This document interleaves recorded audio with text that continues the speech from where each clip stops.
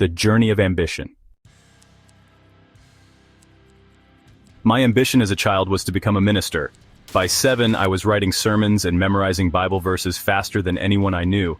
At school, I denounced ambition and praised poverty and service. But as life would have it, ambition found me anyway, and it started with one of the hardest decisions of my life. Fresh out of high school, I took a summer job teaching at a country school.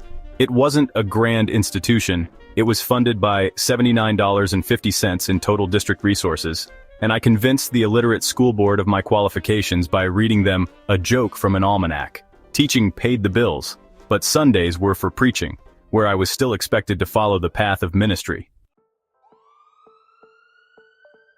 By the time I reached Chicago, I'd begun to question my faith. The Bible wasn't just a rule book to me anymore, and my thoughts about hellfire and creation stories began to shift. But when a visiting minister fell ill, I was asked to fill in and preach to a crowd of 800 people. That night, I faced the most daring moment of my life, delivering a sermon that questioned everything my mother and community believed. The fallout was devastating. My mother, a devout believer, declared I was no longer her son.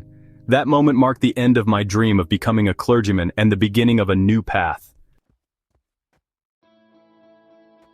With $3 in my pocket, I left for Michigan to work on my uncle's farm, earning $1.25 a day picking fruit.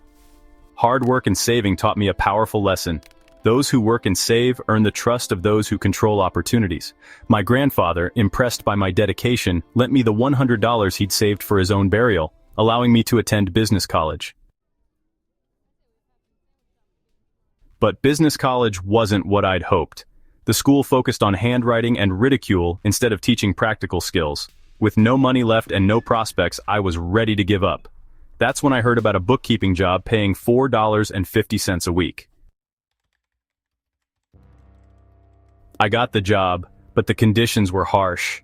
No coats allowed, only shirt sleeves. Meals? I could only afford 5 a week, skipping dinner twice to save money. But those struggles never felt like hardships.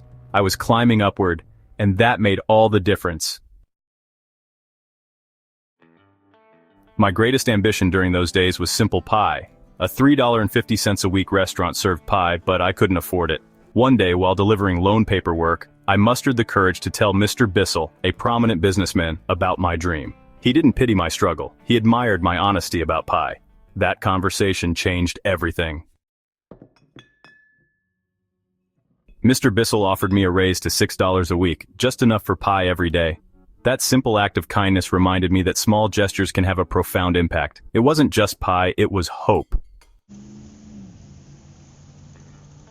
That chapter of my life taught me resilience, humility, and the value of hard work.